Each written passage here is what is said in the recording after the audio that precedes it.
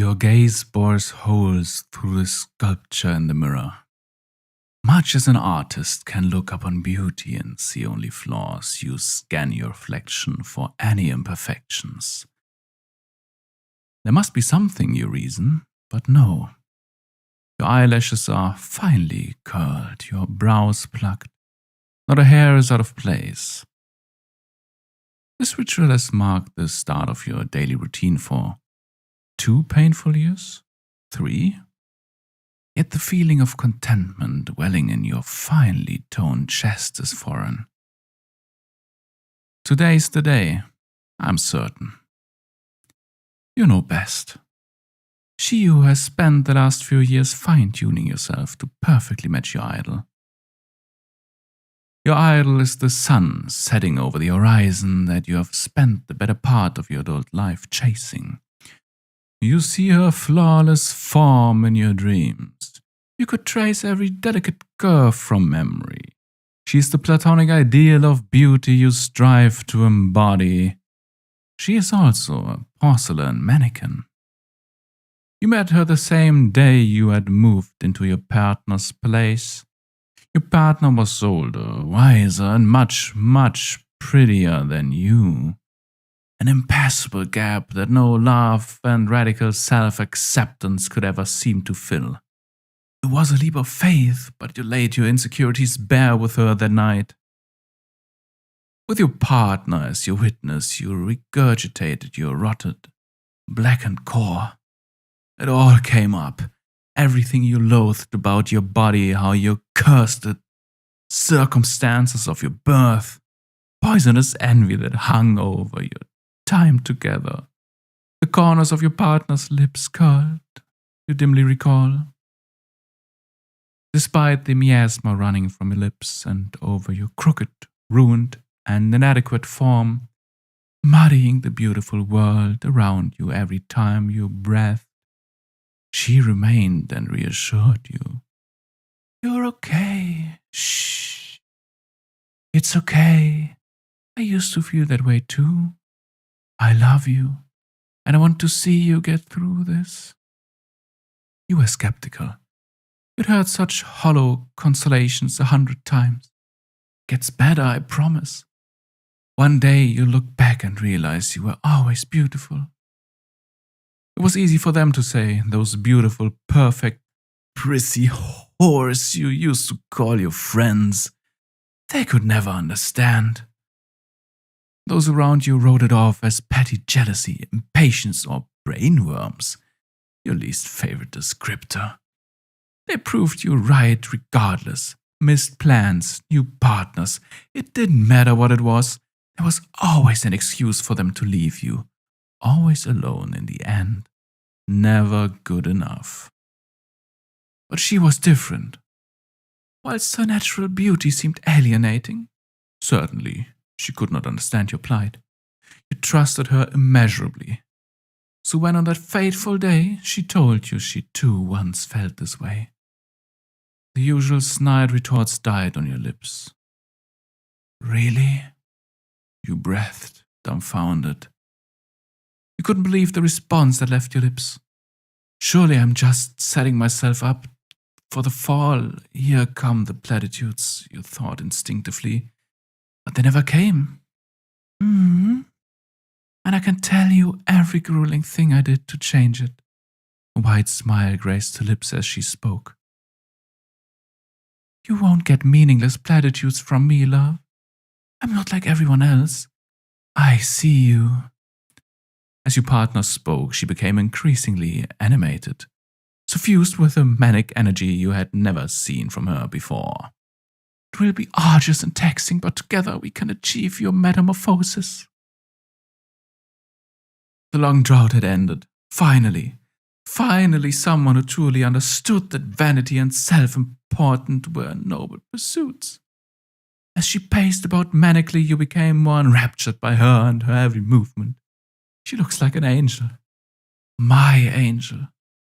A growing obsession crept into your mind. My guardian angel. After deliberating for a while, she turned sharply away from you, gesturing towards the door of her room. Come with me, love. There's someone I'd like you to meet. Slipping her hand in yours, she rushed out of the room. It was impossible not to get caught up in her energy. She nearly crashed through the door and excitedly sat you on the bed, landing a kiss on your forehead that felt more soothing than any before. Someone? Your mind caught up just enough as she proudly flourished the closer doors open. Meet Sylvia. She carried out your new idol. When your partner produced the mannequin, it was love at first sight. Sylvia was everything you weren't. Slender wrists, sculpted collarbones, a perfect waist. She was gorgeous. The only feature the two of you shared were your petty chests. You'd always loathed yours, but she made it look elegant. The poison sought to rise from your throat again. You too can become more like Sylvia, I promise, my beloved, that I can give you back your future. But a word seeped into your ears like honey, oozed down your throat and abated your poisonous soul. If you let me in. And your life was never the same again. True to her word, the regimen was unrelenting. Sylvia put forth a standard that you would have thought impossible to match, for you partnered with you every step of the way, proving its efficacy by her presence alone. Solid food became a faint memory. The workout routines were precise and only focused on toning, never giving you enough liberty to go all out and get lost in the endorphins. Just small bursts of pain and misery. Of course, they were nothing compared to the tight corsets squeezing you into a proper woman's shape the entire time. The experience was hellish, but no more hellish than the suffering you endured simply by existing in your horrid, ugly body. Slowly but surely you were seeing results. Sometimes you didn't even recognize yourself, your brain seeing something it registered as pretty girl before correcting itself. There have been a few days where you have felt close to the way you do today. Maybe you had come close to finally becoming someone worth being, but the tape measure quickly rebuffed those delusions. No matter what, Sylvia always seemed just a bit slimmer and more beautiful than you remembered. But this time is different. You feel it in your shaved bones. To soothe your own anxiety, you idly draw the tape measure across every possible part of your body. Each measurement returned matches Sylvia's own perfectly, and you would know you have them memorized. You inhale, steadying yourself. You return to where you first met. The bedroom where your guardian angel began to save your life all those years before. She sits on the bed. A smile more radiant than you imagined you'd see on this day streaks across her lips. It's very nearly perfect, but there's someone missing. You turn your head slightly, taking care not to overexert the tendons of your neck. As your eyes sweep the room for your idol, but Sylvia's nowhere to be seen.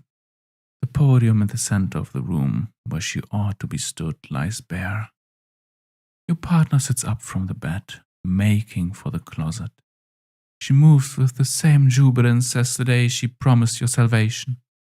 The same day you put your meaningless life on pause and lived only for her guidance. The same day you met your beautiful Sylvia, your sweet, sweet Sylvia. The closet door creaks open, and the altar you worshipped plays host to a false idol. Your head spins. This is wrong. The mannequin that your partner produces usurps Sylvia's pedestal. It makes you feel sick to look at. Voluptuous, excessive, overindulgent. Biting back the rising panic, you glanced through the closet door, searching for your old friend. And you find her, and her, and her, and her, all stacked neatly in the closet. A row of your precious Sylvias arranged together, each with almost imperceptible difference in proportions, all adorned with a tape measure, the lines that define you being slightly more offset between them. Your guardian angel quickly shuts the door behind her with a foot, consigning your twin sisters to the dark. Confusion and horror mingle in your mind as your partner's honeyed words slow their struggle. This is Aphrodite, love. She's beautiful, isn't she? Don't you want to be like her? You remember, it's been exactly 2 years and 233 days. 2 years and 233 days ago, you quit your job, cut off your loved ones, and let your guardian angel arrange your path in life. Ever since 2 years and 233 days ago, there has only been one answer available to you, to her sickly, invasive inquiry. You know the words expected of you, the only words you can even fathom saying. Of course. As you begin to seize up your new idol, it all makes sense. You see how hideous you are now, and your beauty begins to make more sense. Of course you'd want to look like her. Nobody could love you like this. Your wrists are too small, your hips far too narrow. Your scrawny, sanded down bones couldn't match her well-rounded and soft appeal. Worst of all, your small, noble chest compared to your idol's truly opulent curves. You've always cursed how little you were gifted in this regard, haven't you? So when your guardian angel tells you that she can help you attain such a form, provided you're willing to put in the work, you practically fall over yourself to accept. It will be grueling, she says, but you accept such hardships freely. After all, who wouldn't do anything to be beautiful?